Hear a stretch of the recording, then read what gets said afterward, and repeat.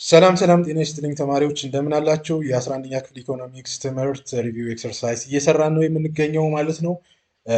እንግዲህ ስለ ትሬድ ኤንድ ፋይናንስ ተምረናል። ሪቪው ኩዌስችን ዊዝ ኤክስፕላኔሽን እንመለከታለን ማለት ነው።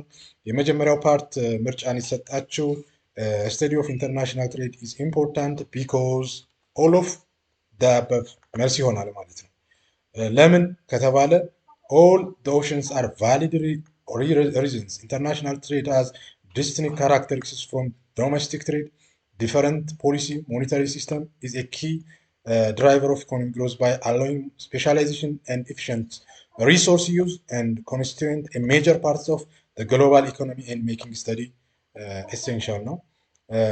መርካንትሊስትስ ማለት ምን ማለት ነው ለሚለው ማለት ነው recommend international trade based on the status of the trade balance ማለት ነው።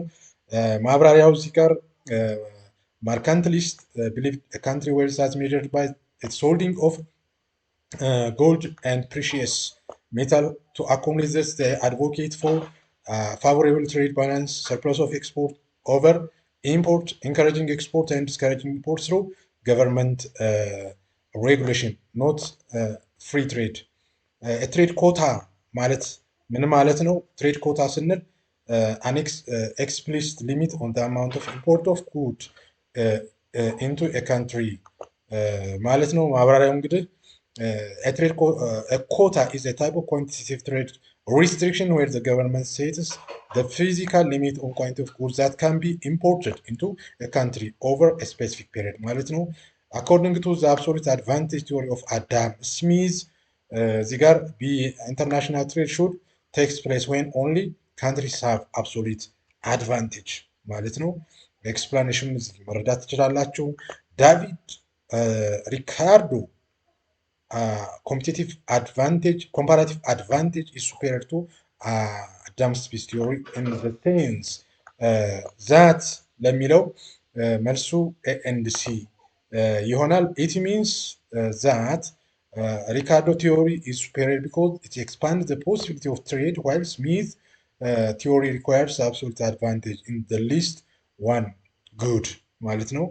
comparative advantage የምናየው በዚህ ቲዮሪ ይሆናል ማለት ነው። an exchange rate measures ማለት price at which one can exchange one currency for another currency ማለት ነው። እንግዲህ $1 45 ኢቲቢ ማለት የቆየ ነው። ይሄ አሁን 120 ሆኗል አንድ ዩኤስ አካባቢ ማለት ነው።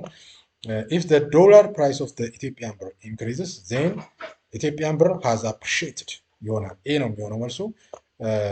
while the US dollar has depreciated ስለ appreciated እና depreciation በመጽሐፋችሁ ላይ ስለተማርን ማስላት ትችላላችሁ። if እዚህ ጋር 1 ETB exchange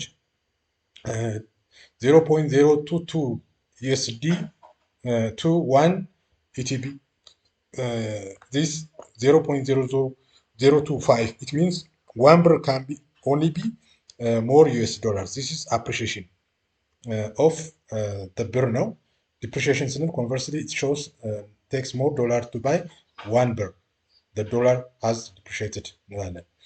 ወርክአውት የተሰጣችሁ ሶስተኛው ፓርት from the following question ማለት ነው identify the group which the two countries have comparative advantage የሚል ነው። እንግዲህ ቴብሉ ላይ የተሰጣችሁን ማለት ነው ይሄን ለማስራት የኢትዮጵያንና የኢንዲያን መስራት ያስፈልጋል። እንግዲህ ኢንዲያ has lower opportunity cost of computer and ኢትዮጵያ has lower opportunity cost for coffee እዚህ ጋር መመልከት እንችላለን ኤክስፕላኔሽኖቹን ማለት ነው። እያንዳንዳቸውን በጥንቃቄ ከሰራችሁ በኋላ ከዚህ ጋር አገናኝታችሁ ማወቅ ትችላላችሁ። calculate the net gain in the world output in the production of computers and coffee due to trade ነው የሚለው ስቴፕ 1 ተቀምጧል እዚህ ላይ። እንግዲህ እናንተ አሁን እያንዳንዱን እንትን ላለ ማለት እናንተም የበለጠ እንድትሰሩ በማሰብ ነውና ሰርታችሁ ከዚህ መልስ ጋር ማረጋገጥ ትችላላችሁ ማለት ነው።